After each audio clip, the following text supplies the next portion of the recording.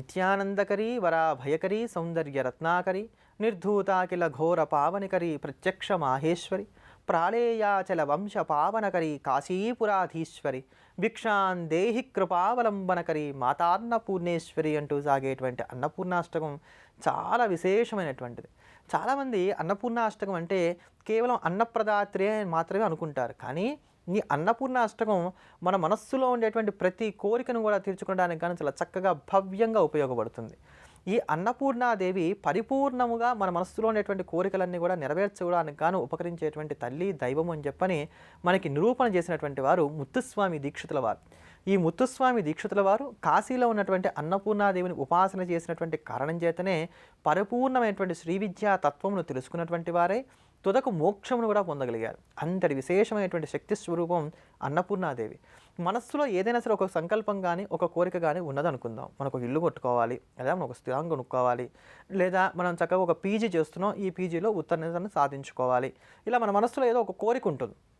ఈ కోరిక ధర్మబద్ధమైనదైతే కనుక అది అమ్మవారి దగ్గర చెప్పుకొని రోజు మనం చక్కగా శ్రద్ధగా కూర్చొని ఈ అన్నపూర్ణాష్టకాన్ని కనుక పారాయణ చేస్తూ మనం రోజు కూడా మనకి చేతనైన ప్రకారంగా ఎంతో కొంత కనీసం ₹1 బిళ్ళైనా సరే లేనటువంటి వారికి దానం చేస్తూ వస్తూ ఉన్నట్లయితే కనుక మన మనస్సులో ఉండేటువంటి కోరికలను నెరవేర్చుకోవడానికి గాను ఆస్కారం ఏర్పడుతుంది.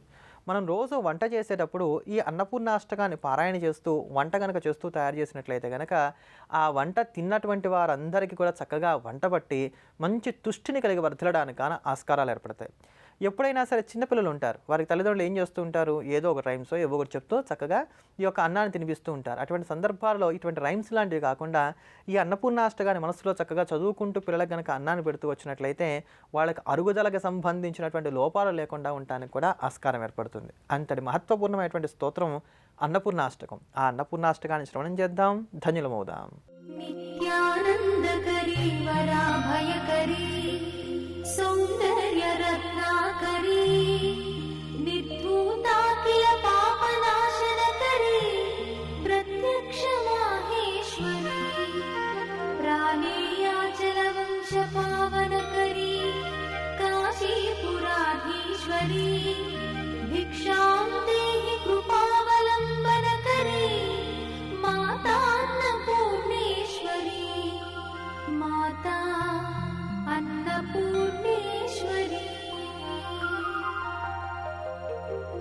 नानारत्न विचित्र भूषणकरी हेमांबराडंबरी मुक्ताहार विडंबमान विलसत्कक्षोच कुंभांतरी काश्मीरागरुवासितांगरुचिरे काशीपुराधीश्वरी भिक्षां देहि कृपावलंबनकरी मातान्नपूर्णेश्वरी माता अन्नपूर्णेश्वरी योगानंदकरी रिपुक्षयकरी धर्मैकनिष्ठाकरी चंद्रात्कादल भासमानल. అమ్మా, అలాంటి వాళ్ళది నిజమైన ప్రేమ కాదు, అది వ్యామోహం. ఎగ్జాక్ట్లీ చిన్నత్త, నిజంగా ప్రేమించుకున్న వాళ్ళు అలా చేయరు. ఎంత మనసు విరిగిపోతే కన్న కూతుర్ని పట్టుకొని మా దృష్టిలో చచ్చిపోయా ఉంటుందా తల్లి? అది సరే అమ్మా, తన కూతురుతో తన మాట అనేటప్పుడు ఆమె మాటల్లో వ్యథ, కళ్ళల్లో బాధ గమనించావమ్మా?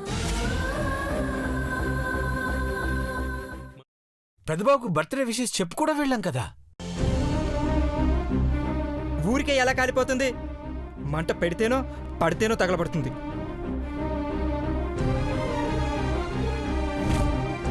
కరెక్ట్ చిన్నబాబు, నీకొచ్చినట్టే నాకు డౌట్ వచ్చింది.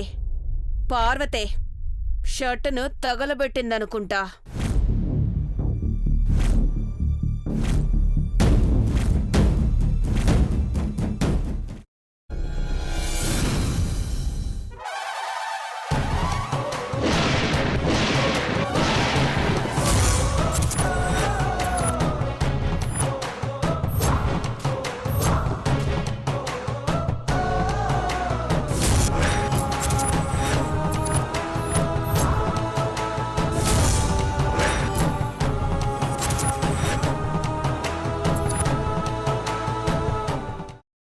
కున్న తర్వాత పొట్టు తీసేసి చాప్ చేసి పక్కన పెట్టుకోవాలి.